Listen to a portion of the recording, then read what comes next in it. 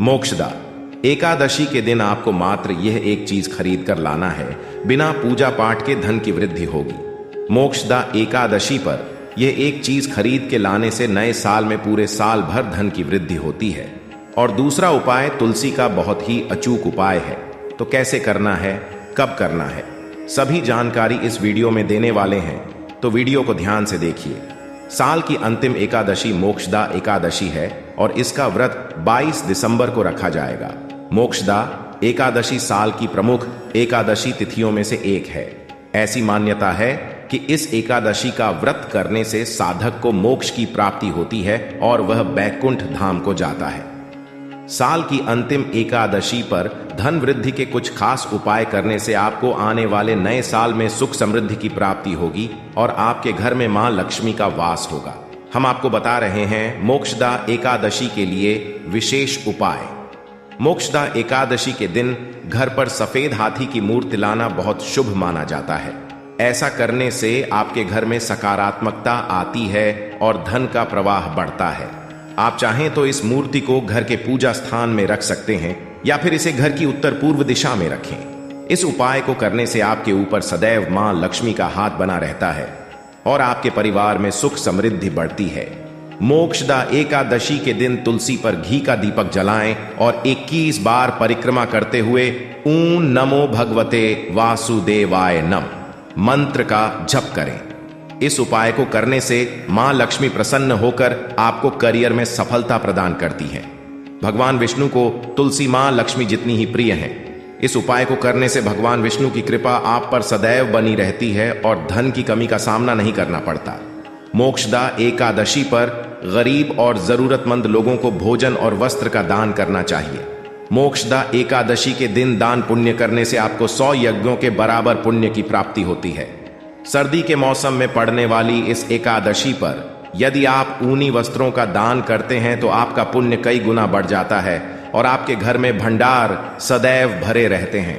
नए साल में अपने लिए कमाई के स्रोत बढ़ाने के लिए मोक्षदा एकादशी पर तुलसी की माला से ॐ नमो भगवते वासुदेवाय मंत्र का जप करें। इस उपाय को करने से आपके जीवन के सभी कष्ट दूर होते हैं और आपके घर में आर्थिक समृद्धि बढ़ती है। इस उपाय से नए साल में आपको कमाई के नए स्रोत प्राप्त होते हैं और आपको धन संबंधी योजनाओं में लाभ होता है। बिगड़े काम बन जाएंगे। मेहनत के बाद भी सफलता नहीं मिल रही, आपके काम का श्रेय किसी और को मिल रहा है, तो मोक्षदा एकादशी के दिन पीपल के 11 पत्तों की एक माला बनाएं और शनि मंदिर में जाकर अर्पित करें। इस दौरान ॐ शम नमः मंत्र का 108 बार जाप करें। कहते हैं इससे समस्त परिस्थितियां आपके अनुकूल होने लगेंगी। शाम को पीपल में दीपक लगाने से पितर भी प्रसन्न होंगे।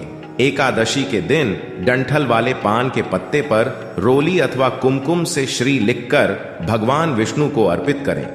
इसके बाद पूजा करें। पूजा पूर्ण होने के बाद इस पत्ते को लाल कपड़े में लपेटकर तिजोरी में रख लें।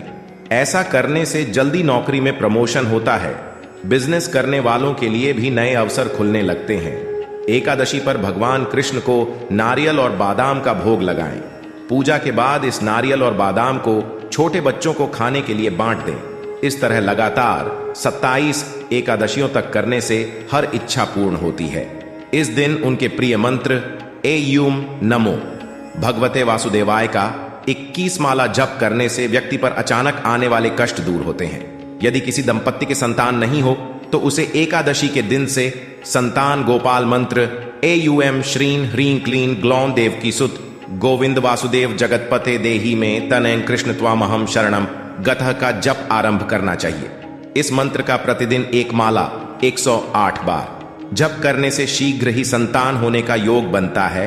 अब हम आपको सुनेंगे मोक्षदा एकादशी व्रत कथा, जिसे सुनने मात्र से ही आपको पुण्य की प्राप्ति होगी और आपका जीवन सफल हो जाएगा। महाराज युधिष्ठिर ने कहा, हे भगवान, आप तीनों लोकों के स्वामी, सबको सुख देने वाले और जगत के पति हैं। मैं आपको नमस्कार करता हूं। हे देव, आप सबके हितैषी हैं। मेरे संशय को दूर कर मुझे बताइए कि मार्गशीर्ष एकादशी का क्या नाम है। उस दिन कौन से देवता का पूजन किया जाता है और उसकी क्या विधि है, कृपया मुझे बताइए। भक्तवत्सल भगवान श्री कृष्ण कहने लगे कि धर्मराज, तुमने बड़ा ही उत्तम प्रश्न किया है। इसके सुनने से तुम्हारा यश संसार में फैलेगा। मार्गशीर्ष शुक्ल एकादशी अनेक पापों को नष्ट करने वाली है। इसका नाम मोक्षदा एकादशी है। इस दिन दामोदर भगवान की धूप दीप नैवेद्य आदि से भक्ति पूर्वक पूजा करनी चाहिए। अब इस विषय में मैं एक पुराणों की कथा कहता हूं। गोकुल नाम के नगर में वै खानस नामक राजा राज्य करता था। उसके राज्य में चारों वेदों के झाता ब्राह्मण रहते थे। वह राजा अपनी प्रजा का पुत्रवत पालन करता था। एक बार रात्रि में राजा ने एक स्वप्न देखा कि उसके पिता नरक में हैं। उसे बड़ा आश्चर्य हुआ। प्रात वह विद्वान ब्राह्मणों के पास गया और अपना स्वप्न सुनाया। कहा, मैंने अपने पिता को नरक में कष्ट उठाते देखा है। उन्होंने मुझसे कहा कि हे पुत्र, मैं नरक में पड़ा हूं, यहां से तुम मुझे मुक्त कराओ। जब से मैंने ये वचन सुने हैं तब से मैं बहुत बेचैन हूं। चित्त में बड़ी अशांति हो रही है। मुझे इस राज्य, धन, पुत्र, स्त्री, हाथी, घोड़े आदि में कुछ भी सुख प्रतीत नहीं होता। क्या करूं? राजा ने कहा, हे ब्राह्मण देवताओं, इस दुख के कारण मेरा सारा शरीर जल रहा है। अब आप कृपा करके कोई तप, दान, व्रत आदि ऐसा उपाय बताइए जिससे मेरे पिता को मुक्ति मिल जाए। उस पुत्र का जीवन व्यर्थ है जो अपने माता पिता का उद्धार न कर सके। एक उत्तम पुत्र जो अपने माता पिता तथा पूर्वजों का उद्धार करता है, वह 1000 मूर्ख पुत्रों से अच्छा है। जैसे एक चंद्रमा सारे जगत में प्रकाश कर देता है, परंतु हजारों तारे नहीं कर सकते। ब्राह्मणों ने कहा, हे राजन, यहां पास ही भूत, भविष्य, वर्तमान के झाता पर्वत आराशी का आश्रम है। आपकी समस्या का हल वे जरूर करेंगे। ऐसा सुनकर राजा मुनि के आश्रम पर गया। उस आश्रम में अनेक शांत चित्त योगी और मुनि तपस्या कर रहे थे। उसी जगह पर्वत मुनि बैठे थे। राजा ने मुनि को साष्टांग दंडवत किया। मुनि ने राजा से सांगोपांग कुशल पूछी।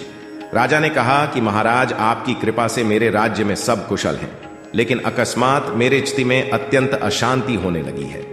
ऐसा सुनकर पर्वत मुनि ने आंखें बंद की और भूत विचारने लगे।